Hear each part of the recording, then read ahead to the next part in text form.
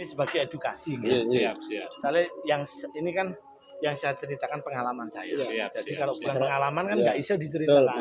Kita bercerita tuh apa yang kita ketahui, apa yang kita kerjakan. Mulai dilihat. Satu, penyakit tadi ada. satu, dua, tiga.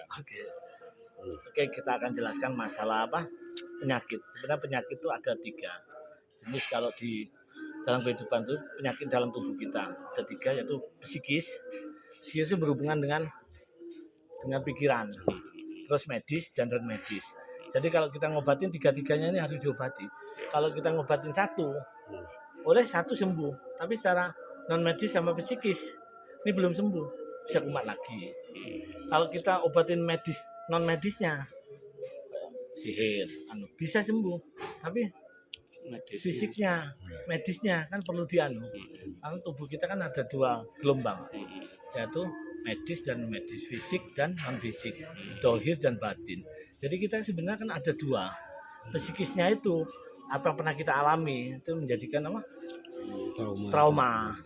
Kita dulu gimana itu rentetan. Jadi kalau ketemu pasien setelah cerita, biasanya sakitnya apa? Sebelum sakit dulunya gimana gitu. Ya kan harus tahu kebiasaannya mereka. Jadi aku bisa tahu. Oh kebiasaannya dulu gini nih. Nah, jadi aku bisa menyimpulkan. Oh kiwangi ini. Sekarang keluhannya apa? Keluhannya gini. Oke Pak. Nah terus saya sugesti. Sugesti itu fungsinya untuk iman, keyakinan. Kalau dia nggak yakin nggak akan sembuh Pak. Kita yakin. Ada kemarin tuh pasien saya dia mengalami penyempitan pembuluh darah otak. Dan dia di Siloam 1 minggu, 10 hari sudah. Dan harus bukan nggak ada Jember sama Surabaya. Kata dokternya harus dioperasi otaknya. Kalau nggak dioperasi, dia meninggal umurnya hanya 2 tahun. Prediksi dari medis. Iya, prediksi medis. Anjir tambah parah. Kenapa? Yang terekam di otaknya. Bisa umur 2 tahun. Umurku 2 tahun. Karena divonis dokter seperti itu ya. Pikirannya selalu pikiran negatif. Iya. Mati loroku tambah parah. Sebenarnya kan kata Allah, aku sesuai dengan prasangka hambaku. Jika hambaku berprasangka baik, maka akan baik. Kalau prasangka hambaku jelek akan jelek. Lah dia ngomong, aku ki loro terus gak akan mari. Ketemu aku, saya sugesti. Bu, sampean ini enggak sakit, Bu. Kata siapa sampean sakit? Memang pada umumnya sakit, cuma kan kita sugesti supaya keyakinannya itu berbalik. Menguatkan. Iya, sehingga yang nggak mungkin menjadi mungkin. Alhamdulillah. Kayak besi itu ditaruh di air, secara hukumnya tenggelam. Tapi karena kita pakai keyakinan, besi seberat apapun bertonton akan mengapung di laut, seperti kapal laut. Seberat apapun dia akan terbang, seperti kapal. Kan nggak mungkin besi seberat itu terbang. Tapi sekarang menjadi mungkin kan, nggak ada yang mustahil gitu. Jadi saya yakinkan ke situ. Akhirnya, Bu, dokter itu manusia, Bu. Saya ngasih itu tuh Allah. Bisa-bisa dokter sih ngomong sampean tuh umurnya 2 tahun, bisa-bisa meninggal duluan. Karena meninggal tuh bukan melihat orang tuh sakit atau sehat, bukan melihat orang tuh tua atau muda, bukan balita atau enggak. Kalau sudah waktunya mati, Bu, gitu kan. Ya jadi dokternya mati duluan, benar dokternya mati dhisik. Setelah itu tak bilang, sampean enggak sakit. Ini sakit otaknya. Sampean enggak sakit, enggak ada pembuluhan darah meskipun ada. Enggak sakit sampean wis percaya ndak aku terus tak terapi. Iya. Allah terusnya nambah. Akhirnya saya terapi. Terapinya dia saya ambil darahnya karena kan bekam itu kan merupakan sunnah. Saya konklusinya itu Pak.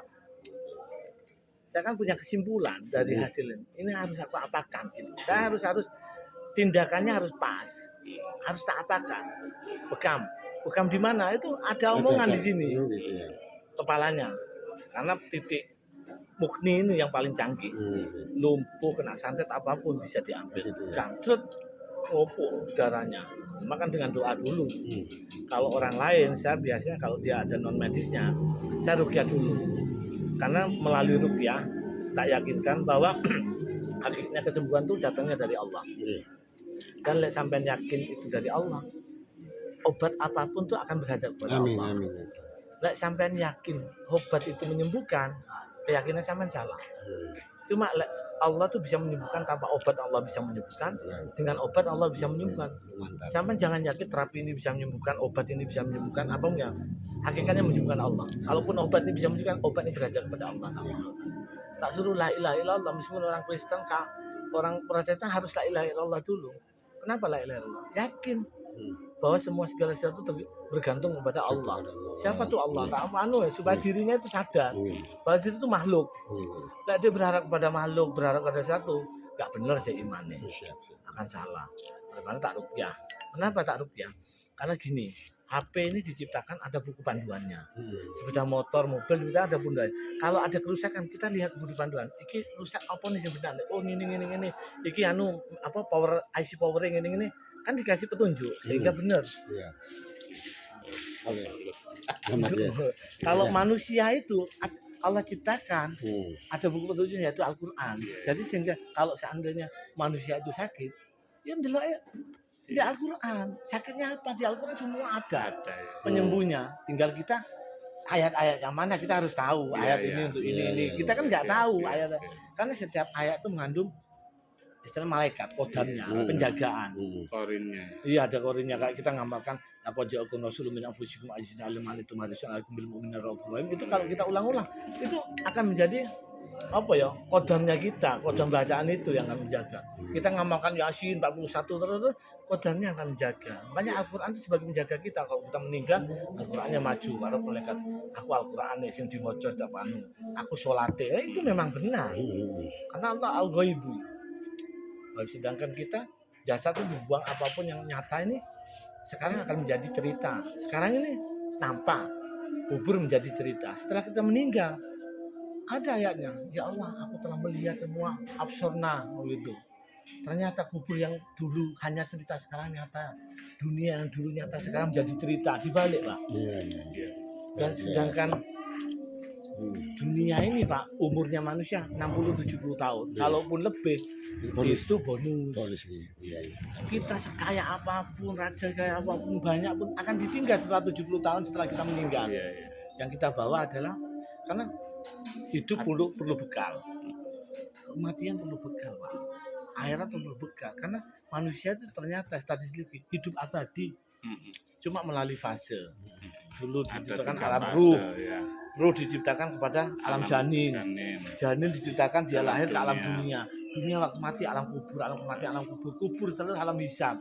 Hisab alam terakhir farikul fil jannah, farikul fil nar. Ke surga dan neraka. Iki kan diumbah dhisik. Karena Allah berfirman hambaku kalau seandainya di dalam hati ada iman sedikit bicara itu enggak ketok motor dia kecil Allah akan ganti dengan surga yang luasnya 10 kali luas dunia. Itu kecil lah awak beriman nih. Surganya dibangun terus dari malaikat. Kan kok leren bangun nih? Ya bahan-bahannya enggak dikirim. Bahan-bahannya apa? Amal soleh kita di dunia. Amal soleh kita baca Al-Qur'an yang menolong orang dia bangun terus.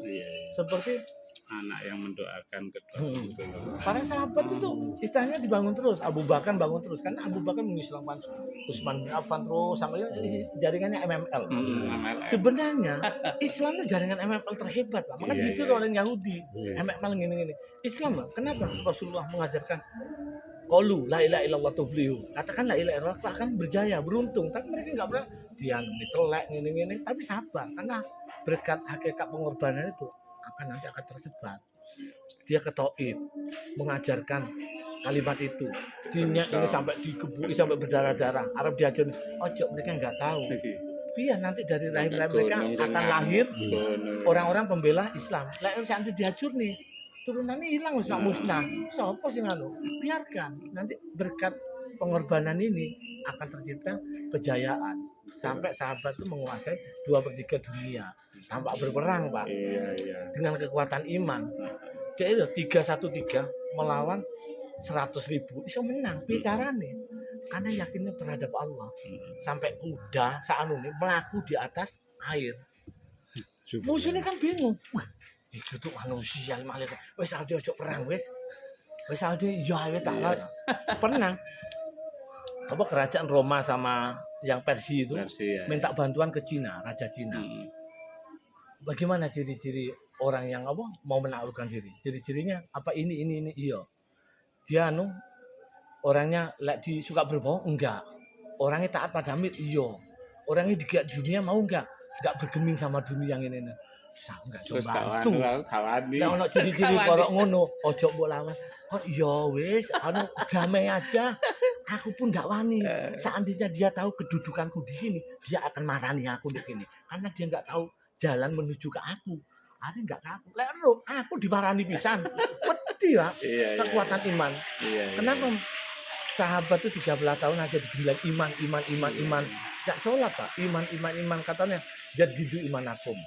Wahai sahabatku, perbaruilah iman kamu. Apa kok kalau diperbarui bendino dicacar gembleng iman, kok diperbarui terus? Gila ya Rasulullah. Jadidu imanana. Bagaimana cara memperbarui iman kami? Jadidu imanana. Qalu akhiru la ilaha illallah. Aksiru la ilaha illallah, sampaikan. Kalimat ini kalimat sakti. Makanya di zaman Sunan Kalijogo, Sunan Wali Songo itu kalimat sodo. Yang paling sakti. Itu dibayangkan. Nah, zaman dulu artinya bersih Pak. Masih nambani wong nggak pakai bahasa Arab. Bismillahirrahmanirrahim. Bismillah toh. Waras, ngono. Tambah teko penyakit lunga. Blek waras. Karena hatinya nur. Dia hanya membesarkan kalimat Allah, nggak ada dunia di sini. Makanya apa la ilaha illallah? Mengeluarkan seluruh kebesaran makhluk di hati kita dan memasukkan hanya kebesaran Allah. Semua kebesaran makhluk di tangan kita aja.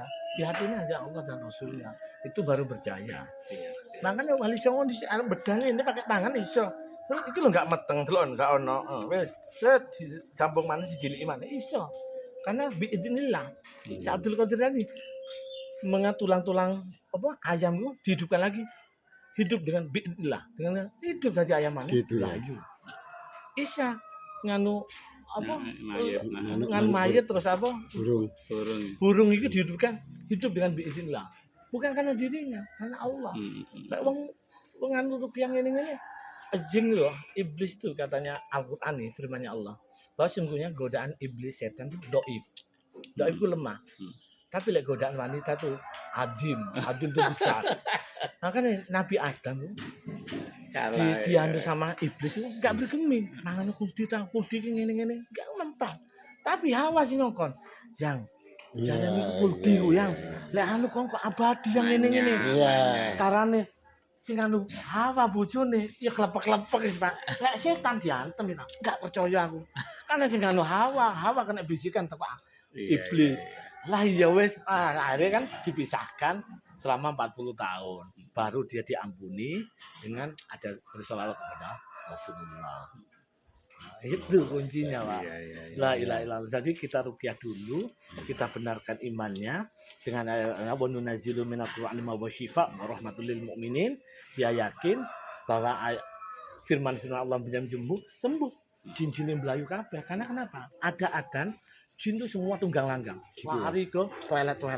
Ada nih mare, golek mangsa mana sih imane lemah. Gitu ya. Iya. Peta umpet. Oh gitu ya. Jadi kekuatan firman itu luar biasa, Pak. Nggak dibacakan, tapi yang dibacakan orang yang imannya besar.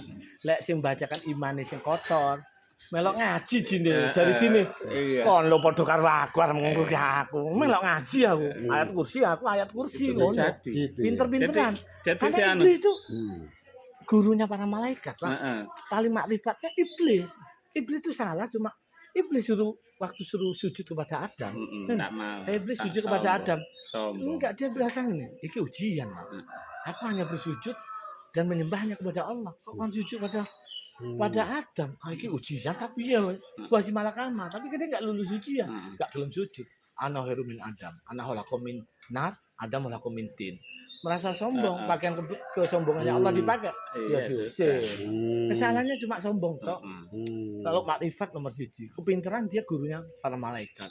Tapi karena sombong diusir. Tapi dia waktu diusir dia wes, aku nggak apa-apa diusir. Tapi aku ada berjanji. Tak ngerangkul anak cucunya Adam. Iya rangkulan. Cuma satu orang mulisin orang sing berpasrah kepada Allah itu nggak bisa diganggu. Maka orang-orang ruqyah itu berpasrahnya pada Allah.